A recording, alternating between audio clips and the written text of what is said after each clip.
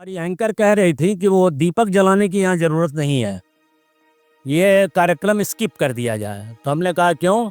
कहा यहाँ आगे इतने सारे दिए आ रहे हैं कि ये जब जल जाएंगे तो वैसे ही अपने आप रोशनी हो जाएगी। हमारे बीच में डॉक्टर जी.एन. खन्ना जी हैं, जो पुलिस मुख्यालय में डीजीपी से डीआईजी से रिटायर हैं, डीजीपी कार्यालय से।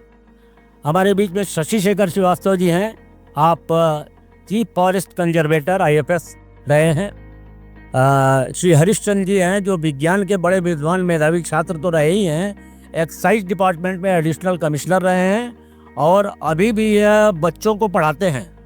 और इनका विज्ञान विषय इतना मजबूत है कि आजकल की कोचिंग वगैरह बड़ी हल्की पड़ेगी।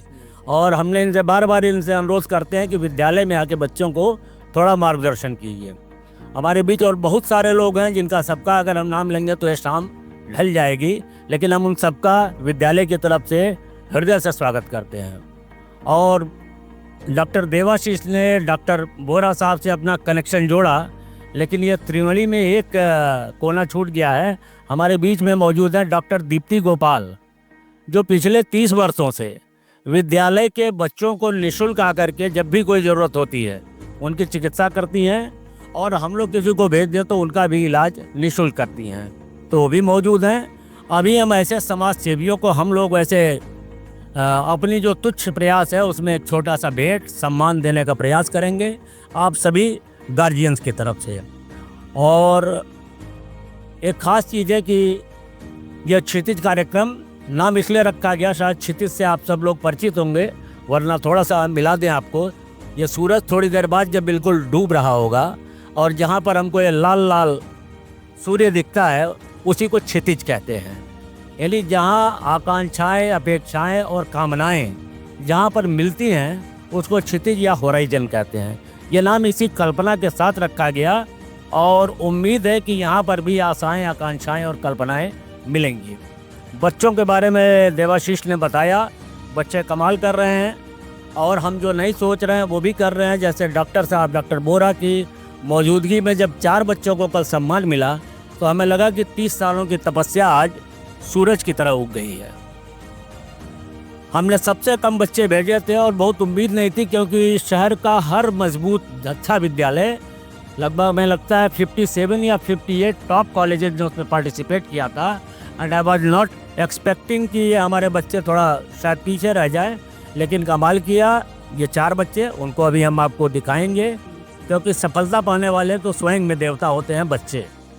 इसके अलावा हमारे क्षेत्र का ये गौरव है, जो कि भारतवर्ष के इतिहास में आईएएस टॉपर कभी कभी लखनऊ का होता है, कभी कभी।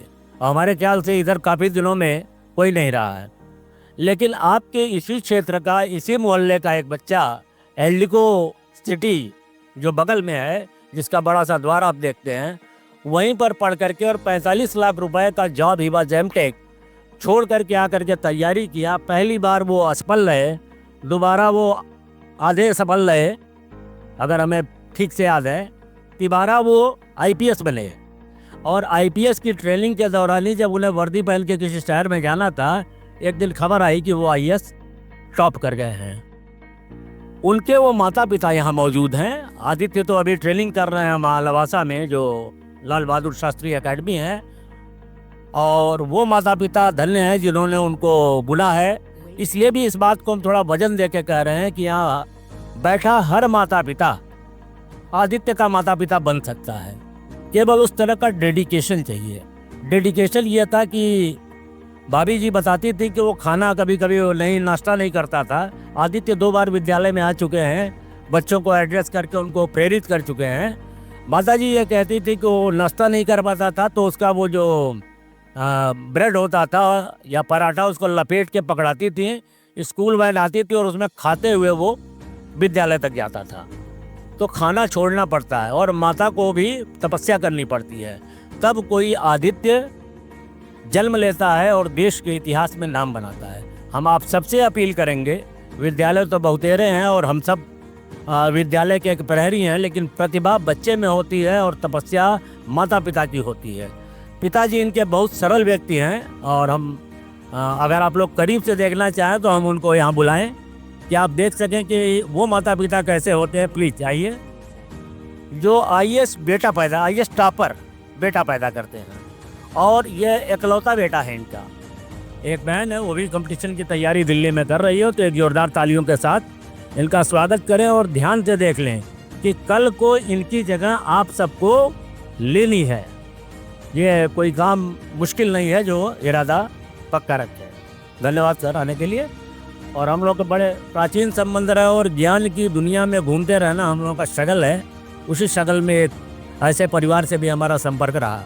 सो ज़्यादा कुछ न कह करके उन तपस्वी माता पिताओं को एक बार हम कहेंगे कि जिन्होंने तैयारी की है। करीब हमें लगता है 500 के करीब बच्चे इस प्रोग्राम में परफॉर्म करेंगे, और अपने 2-3 बच्चे संभालने में कितनी मशक्क़त होती है आप लोग ज़रा दिल पे हाथ रख करके सोचिएगा।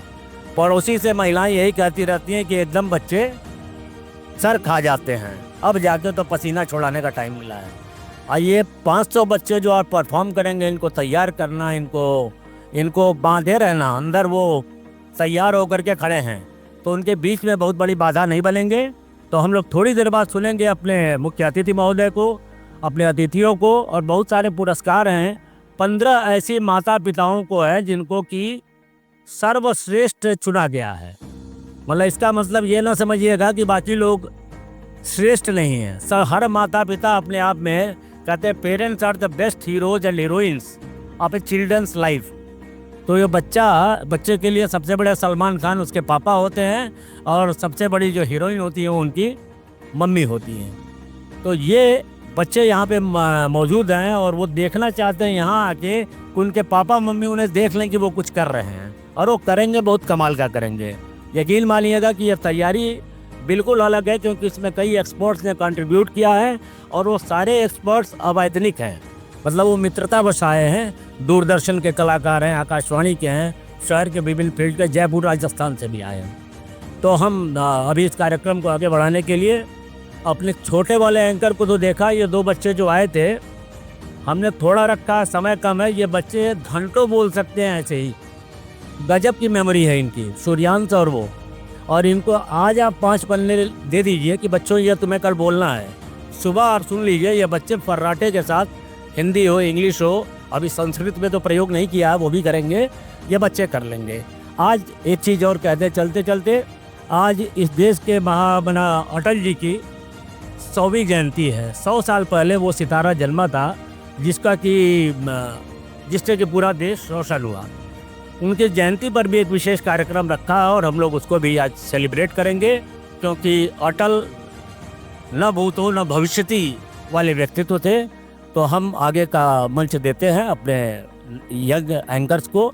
बच्चे ही आज की एंकरिंग करेंगे, टीचर नहीं करेंगे, क्योंकि बच्चों को पूरा भारत की एक दिन एंकरिंग करना है, इसलिए उन्हें तैयार करना है। बहुत बहुत धन्यवाद और आभार आप सबका।